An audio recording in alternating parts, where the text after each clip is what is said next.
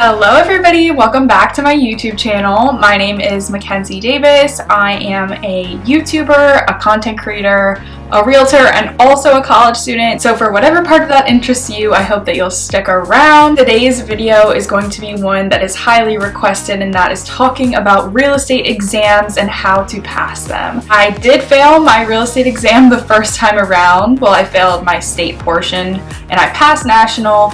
But because of that, I feel like I might even have a better perspective on what things I did that specifically helped me pass. I want to first put a disclaimer that this is what works for me. I know that everyone out there has different study skills and different things work for different people depending on what kind of a learner you are, but I also feel like this could be applied to no matter what kind of learner you are. So whether or not you're just starting your class or you're ready to take your exam now, wish you well with your real estate journey. First things first, let's go back to when you start your real estate class. If you have the opportunity to study in this way throughout taking your course, I think that would be beneficial, but no big deal if not.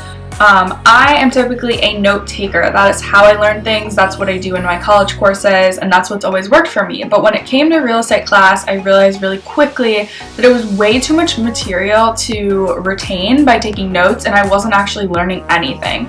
So what I ended up doing was reading every chapter all the way through, and then taking the quizzes at the end of the chapter based on what I had retained from reading.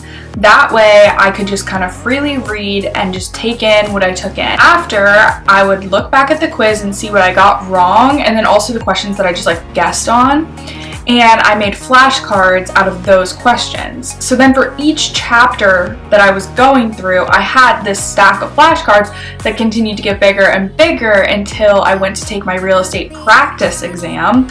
And I was able to study through all of those flashcards until I really knew the information, even do the same steps when I took my practice exam to help me then study for my actual real estate exam. It helped me kind of solidify what I really needed to know.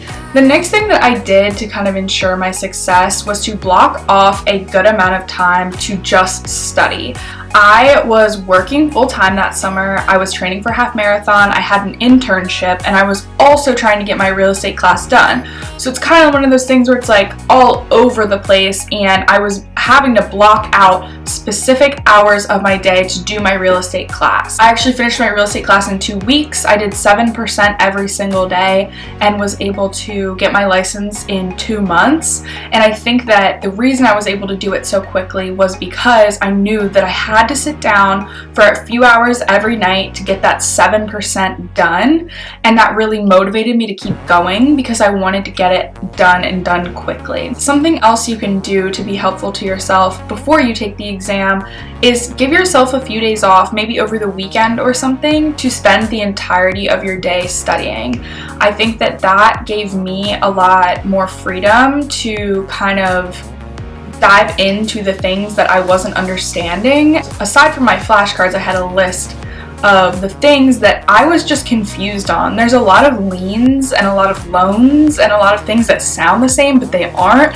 And so I wanted to make sure I understood those things fully because it does get confusing. Will try to trick you. Your pre-licensing exam is a bit easier than the actual state and national exams, but they kind of reflect the same format. Having those moments before your exam, those few days, that day, whatever it is that you're able to allot to those cramming sessions were really valuable to me. And even though it was a lot of information at once, I felt a lot more comfortable having had that time to really go in depth about what I was confused about. Having someone that you trust in the real estate space to reach out to, whether that be a mentor, a family member, a friend, even someone at the brokerage you're considering signing with, I think that is very valuable because once you're able to apply those concepts to the real world, they make so much more sense, and it will be easier for them to give you real world examples that help you understand the actual concept. The actual exams. The first exam that you take is the pre-licensing exam, and you have 2 attempts to take this class, and if you fail both of those attempts, you have to retake the entire course, which is very scary. It's a lot of pressure because you don't want to sit there and do your 60-hour course all over again. I know some states even have 180 hours, whatever it may be, you don't want to do it again. I was very scared about this, and I gave you guys my tips for what I did to kind of get through the course. But on your test day, as cheesy as it sounds, make sure that you are well rested, that you feel confident. You know, you have that ability to take your test when you feel ready. You don't have to take it right away. So give yourself the time, the adequate time to feel ready and feel confident in yourself.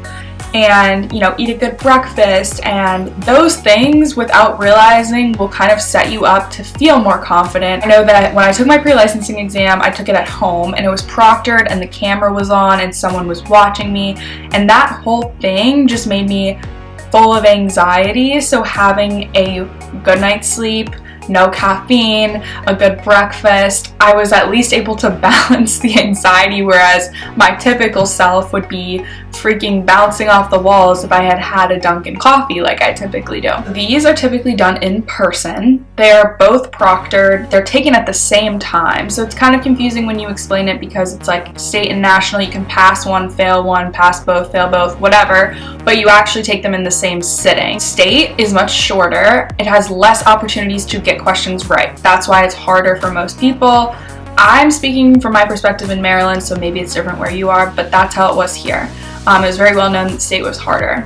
The national is a bit easier because there's more questions, more opportunity to pass. I felt like state was trickier in general, but that could totally be just a me thing. State is the one that I failed.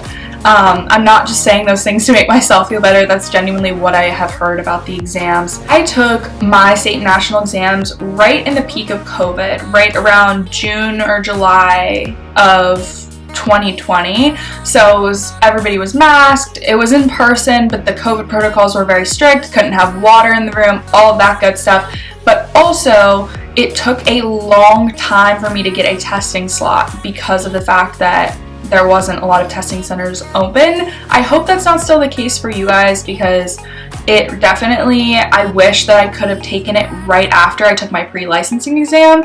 I think that would have helped me a lot more to have a lot more information fresh in my head and kind of stay in that headspace. But I actually had to wait an entire month before I could take my national and state exams. I started about 2 weeks out from my exam studying those flashcards that I had made back when I took my class. And I think those flashcards were very key in helping me. Even if you don't do that from the start of your test, you can kind of go back and do that through practice exams, and I swear that is the best way to drill stuff in your head, because you're going over it and over it and over it until you genuinely know it. Don't let yourself pass on the flashcard until you know it without even having to think. Last and final thing that I want to tell you guys in order to prepare you for your real estate exam is that it can be expensive, and if you fail your exam, you do have to pay to take it again. The whole process getting your license is around $2,000 to $3,000, and I always say that, including your cost of your real estate exams, but make sure you factor in enough money in case you do fail.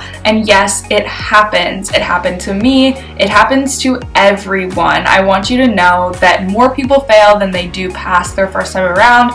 So don't be too beaten up about it if you do fail. The anxiety of it all makes it 10 times worse, and once you're done, you're a licensed agent, you can move on with your life and start making money. I hope that these tips helped you guys. I know that I share a lot of this on my TikTok and also on my Instagram, but I felt like this was a better way for me to just blurt out all of the details for what I did in a longer video. With that being said, that is it for this week's video. I hope you guys enjoyed it. I hope this was helpful, and feel free to let me know what you guys want to see from me next. Follow me on Instagram, TikTok, subscribe here on YouTube.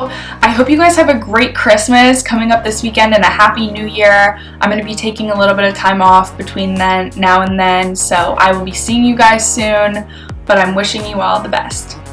Bye.